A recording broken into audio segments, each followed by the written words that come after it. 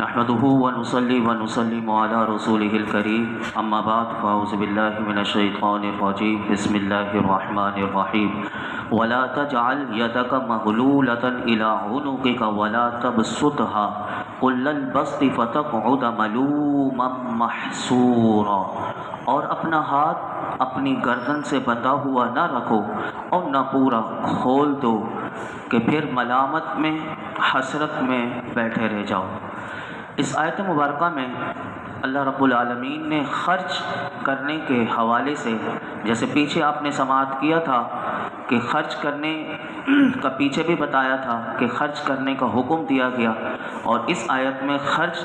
کیسے کرنا ہے اور اعتدال میں رکھ کر وہ خرچ کو کرنے کا حکم دیا گیا، اور اسے ایک مثال کے ذریعے اس آیت میں سمجھایا گیا کہ فرمایا کہ اس طرح ہاتھ خرچ کرنے میں نہ روکو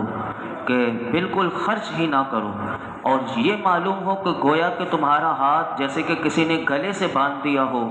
اور تم فرمایا کہ دینے کے اہل ہی نہیں ہو، ایسے نہ کرو، اور فرمایا ایسا کرنا جو ہے وہ سبب ملامت ہوتا ہے، اور ایسے لوگ کو لوگ کنجوس اور بخیل کہتے ہیں، اور سب لوگ ایسے شخص کو برا کہتے ہیں، اور فرمایا کہ نہ اللہ نے تمہیں دیا ہے تو اتنا ہاتھ بھی نہ کھول دو کہ پھر تمہارے پاس اپنی ضروریات کے لیے بھی کچھ باقی نہ رہے، اور اس صورت میں آدمی کو پریشان ہو کر بیٹھنا پڑتا ہے۔ اس آیت کا شان نزول بھی سماعت کر لیجئے۔ اس آیت کا شان نزول یہ ہے کہ روایت میں آتا ہے کہ ایک مسلمان عورت کے سامنے ایک یہودیہ نے حضرت موسیٰ علیہ السلام کی سخاوت کا بیان کیا، اور حضرت موسیٰ علیہ السلام کی سخاوت میں اس نے اس حد تک مبالغہ کیا کہ نبی اکرم صلی اللہ علیہ وسلم پر بھی حضرت موسیٰ علیہ السلام کو ترجیح دے دی، اور کہا کہ حضرت موسیٰ علیہ السلام کی سخاوت اس انتہا پر پہنچی ہوئی تھی کہ اپنی ضروریات کے علاوہ جو کچھ بھی ان کے پاس ہوتا وہ سائل کو دینے سے دریغ نہ فرماتے۔ یہ بات مسلمان خاتون کو ناگوار گزری، اور انہوں نے کیا کہا سنیے۔ انہوں نے کہا کہ سب انبیاء کرام صاحب فضل و کمال ہیں، اور حضرت موسیٰ علیہ السلام کے جود و نوال میں یعنی ان کی سخاوت میں کوئی شبہ نہیں، لیکن ہمارے آقا علیہ السلام کا مرتبہ سب سے اعلیٰ ہے۔ اور یہ کہہ کر اس مسلمان خاتون نے اس یہودیہ کو نبی اکرم صلی اللہ علیہ وسلم کی جود و کرم کا، حضور کی سخاوت کی آزمائش کرا دی۔ کیسے کرائی کہ اس نے مسلمان خاتون نے اپنی ایک بچی کو نبی اکرم صلی اللہ علیہ وسلم کی بارگاہ میں بھیجا، اور وہ قمیص کے لیے بھیجا کہ تم جاؤ اس بچی کو کہا اور حضور کو کہو کہ ایک قمیص عطا فرما دے۔ تو اس وقت وہ بچی نبی اکرم صلی اللہ علیہ وسلم کی بارگاہ میں پہنچی تو میرے آقا علیہ السلام کے پاس ایک ہی قمیص تھی، اور حضور علیہ السلام نے وہ زیب تن فرمائی ہوئی تھی۔ نبی اکرم صلی اللہ علیہ وسلم سے جب وہ اس بچی نے آ کر قمیص کا سوال کیا، میرے آقا نے اپنی قمیص اتار کر اسے دے دی، اور میرے آقا اپنے گھر میں تشریف لے گئے، اور شرم کے باہر میرے آقا تشریف لانا ہے، یہاں تک کہ اذان ہو گئی اور نماز کا وقت ہو گیا۔ صحابہ کرام نے انتظار کیا، جب میرے آقا علیہ السلام اپنے حجرہ شریف سے تشریف نہ لائے تو سب صحابہ کو فکر ہوئی، تو حال جب معلوم کیا گیا تو پتہ چلا کہ نبی اکرم صلی اللہ علیہ وسلم کے جسم مبارک پر قمیص نہیں۔ اس پر اللہ رب العالمین نے یہ آیت نازل کی، اور اس یہودیہ کو بتایا گیا کہ جب کہ خود ضرورت ہے اس کے باوجود بھی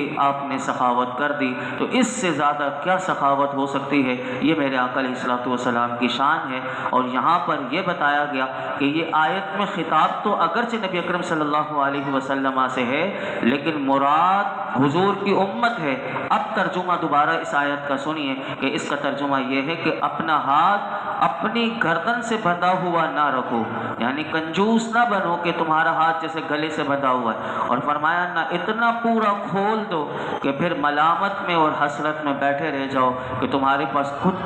خود بھی نہ ہو اور تم اپنے لیے ترستے رہ جاؤ تو اتنا بھی نہیں، بیلنس میں انسان اعتدال میں رہے، یہ آیت یہ سکھا رہی ہے۔ آگے ارشاد فرمایا ان ربک یبسط الرزق لمن یشاء ویقدر انہ کان بعبادہ خبیرا بصیرا، بے شک تمہارا رب جس کے لیے چاہتا ہے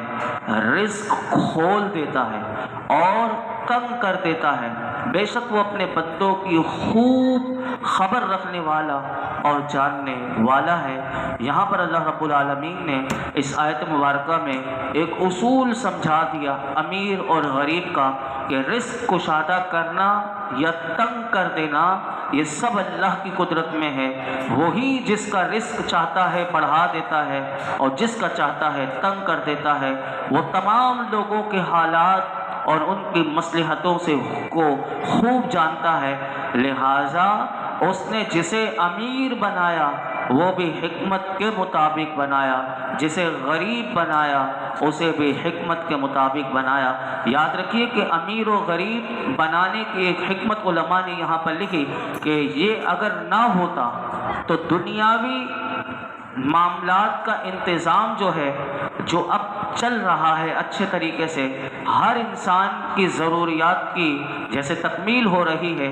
اگر روئے زمین کے تمام انسانوں کو اللہ امیر بنا دیتا، اور میرا رب اس بات پر قادر ہے کہ وہ سب کو امیر بنا دیتا، کوئی غریب نہ ہوتا، لیکن اس نے کسی کو امیر کسی کو غریب بنایا، تو اس میں حکمت یہ ہے کہ اس سے دنیاوی معاملات کا جو نظام ہے وہ چلتا رہے، وہ تباہ نہ ہو جائے، کیونکہ اگر سارے امیر ہوتے تو پھر اس صورت میں کوئی کسی کا نوکر، کوئی کسی کا خادم، کوئی کسی کا ملازم بننے کے لیے تیار نہ ہوتا۔ اگر سارے امیر ہوتے تو پھر گلیوں کو، بازاروں کو، کچرا کنڈی کو، واش روم کی اور یہ تمام چیزیں جو ہیں ان کی صفائی کے لیے کوئی بھی نہ ملتا۔ اگر سارے امیر ہوتے تو پھر کوئی بھی ایسا پیشہ اختیار کرنا جو امیر جس کو معیوب سمجھتے ہیں، حالانکہ وہ معیوب نہیں ہے، لیکن امیر لوگ اس کو معیوب سمجھتے ہیں، جیسے کہ جوتوں کی سلائی، جیسے یہ موچی کا کام، اسی طرح صفائی کا کام، حجامت بنانے کا کام، کپڑوں کی سلائی کا کام، اور یوں شہری اور ملکی نظام تباہ ہو جاتا اگر سب کو اللہ رب العالمین امیر بنا دیتا۔ تو یہاں سے یہ بات پتہ چلی کہ ہر عقل مند انسان آسانی سے سمجھ سکتا ہے کہ کیوں اللہ رب العالمین نے کسی کو امیر اور غریب بنایا۔ ایک حکمت تو میں نے آپ کے سامنے رکھی، دوسری حکمت بھی علماء نے لکھی، وہ یہ لکھی کہ اگر سارے امیر ہوتے اور تو پھر بعض لوگوں کو جو اللہ نے امیر بنایا، اس کی حکمت یہ لکھی کہ بعض لوگوں کے ایمان سلامت اس صورت میں رہ سکتا ہے کہ اللہ رب العالمین کیونکہ سب کو جانتا ہے، اور جیسے اس آیت میں ہے نا کہ خوب خبر رکھنے والا، اپنے بندوں کو جاننے والا، تو علماء نے فرمایا کہ بعض لوگوں کے ایمان کی بھلائی اسی میں ہوتی ہے کہ اللہ انہیں مال عطا کرے، اور اگر وہ غریب ہوں تو ان کا ایمان تباہ ہو جائے گا، اس لیے اللہ رب العالمین نے انہیں مال عطا کیا، اور فرمایا کہ بعض لوگوں کے ایمان کی بھلائی اسی میں ہوتی ہے کہ ان کے پاس مال کم ہو، اگر ان کے پاس زیادہ مال آ گیا تو ان کا ایمان تباہ ہو سکتا ہے اور ضائع ہو سکتا ہے، اس لیے اللہ رب العالمین نے غریب رکھا۔ تو ہمیں صرف حکم یہ ہے کہ تم یہ بات یاد رکھو کہ ہمیشہ اپنے رب کے حکم کے سامنے سر تسلیم خم کر دو اور اس کی قضا پر ہمیشہ راضی رہو۔ اگر تمہارے رزق میں تنگی ہے تو تم صبر کرو، اور اگر رزق میں وسعت ہے تو اللہ کا شکر ادا کرو۔ یہ دونوں پیمانے ہمیں اس آیت میں دے دیے گئے۔ آگے ارشاد فرمایا وَلَا تَقْتُلُوا أَوْلَادَكُمْ خَشْيَةَ إِمْلَاقٍ نَحْنُ نَرْزُقُهُمْ وَإِيَّاكُمْ إِنَّ قَتْلَهُمْ كَانَ خِطْئًا كَبِيرًا، اور غربت کے ڈر سے اپنی اولاد کو قتل نہ کرو، ہم انہیں بھی رزق دیں گے اور تمہیں بھی، بے شک انہیں قتل کرنا کبیرہ گناہ ہے۔ اب یہاں سے جو رکوع شروع ہوا، اس رکوع سے اللہ رب العالمین نے کبیرہ گناہوں کے بارے میں واضح طور پر حکم دیا اور فرمایا کہ ان سے بچو۔ اس میں سے پہلا حکم جو اللہ نے یہاں پر بیان کیا، وہ پہلا گناہ وہ اولاد کو قتل کرنا ہے۔ زمانہ جاہلیت میں اہل عرب اپنی چھوٹی بچیوں کو زندہ دفن کر دیتے تھے، اس کی دو وجہ تھی۔ اس کی پہلی وجہ یہ تھی کہ امیر تو یہ چاہتا تھا کہ کوئی غریب کوئی داماد اس کا بنے ہی نہ، اور ہم ذلت و عار نہ اٹھائیں، کیونکہ داماد بن کر، کیونکہ وہ بچیاں جن کو دے دی جائیں جیسے آج ہو رہا ہے، تو وہ اس کا ناجائز فائدہ اٹھاتے ہیں داماد حضرات جو ہوتے ہیں۔ تو پہلے زمانہ جاہلیت میں بھی یہی ہوتا تھا کہ وہ اپنی بچیوں کو ہی، یہ بہت غلط کام کرتے تھے کہ وہ اپنی بچیوں کو زندہ ہی نہیں رہنے دیتے تھے تاکہ کوئی ہمارا داماد ہی نہ بنے اور ہمیں ذلت و عار نہ اٹھانا پڑے۔ اور غریب کا کیا تھا اس زمانہ جاہلیت میں؟ غریب اپنی مفلسی کی وجہ سے، اپنی غربت کی وجہ سے اس کے ذہن میں یہی ہوتا تھا کہ ہم اسے کہاں سے کھلائیں گے۔ ان دونوں گروہوں کے بارے میں اللہ نے ذکر کر کے فرمایا کہ دونوں کا کام جو ہے، دونوں کا فعل حرام ہے، اور قرآن و حدیث میں دونوں کی مذمت کی گئی، اور یہاں پر بطور خاص غریب کو اس حرکت کرنے سے اللہ رب العالمین نے منع کیا، اور فرمایا کہ یہ جو قتل کرنا ہے یہ بہت بڑا بدترین گناہ ہے، اور اسلام نے بچیوں کو زندہ درگور کرنے، ان کو قتل کرنے سے، جیسے آج بھی لوگ غربت کی وجہ سے آئے دن اخبارات میں آتا ہے کہ خود بھی مر جاتے ہیں، اپنی بیوی کو بھی مار دیتے ہیں، اپنی بچیوں کو بھی مار دیتے ہیں، بعض لوگ قرضہ چڑھ جاتا ہے تو وہ خودکشی کر کے مر جاتے ہیں۔ ایسا نہیں کرنا چاہیے۔ یہ آیت کتنا بڑا پیغام دے رہی ہے کہ تمہیں اللہ نے دیا، پہلے بیلنس سکھایا پچھلی آیت میں کہ تمہیں دیا ہے تو دو، لیکن اعتدال کے ساتھ دو، اگر نہیں ہے تو پھر بھی تمہیں اصول بھی بتا دیا کہ دینے والی ذات وہ ہے۔ اس آیت میں دوبارہ بتایا کہ رزق دینے کے مالک ہم ہیں، تمہیں بھی رزق دیں گے، تمہاری اولاد کو بھی رزق دیں گے۔ تو یہاں پر ہمیں یہ یاد رکھنا چاہیے کہ بچیوں کے حوالے سے بہت ساری احادیث مبارکہ میں پیچھے بھی بیان کر چکا تھا، لیکن میں آپ کے سامنے تین حدیث مبارکہ رکھ کر اپنی گفتگو کو سمیٹتا ہوں۔ کل انشاءاللہ آگے ہم سماعت کریں گے، پرسوں انشاءاللہ۔ حضرت انس رضی اللہ تعالیٰ عنہ سے روایت ہے کہ اللہ کے محبوب علیہ الصلوۃ والسلام نے ارشاد فرمایا کہ جس کی پرورش میں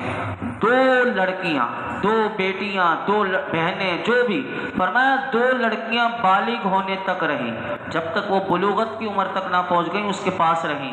اور فرمایا کہ وہ قیامت کے دن اس طرح آئے گا کہ میں اور وہ پاس پاس ہوں گے۔ نبی اکرم صلی اللہ علیہ وسلم نے اپنی انگلیاں ملا کر فرمایا کہ اس طرح، یعنی یہ جو دو انگلیاں ہیں، میرے آقا نے فرمایا جس نے دو بچیوں کی پرورش کی بالغ ہونے تک، میں قیامت کے دن اسے اپنے پاس، یعنی میرے ساتھ وہ آئے گا قیامت کے دن۔ یہ کتنی بڑی شان ہے کہ جو آج اگر کوئی کسی کے بلا تشبیہ بلا تمثیل کہ کسی بڑے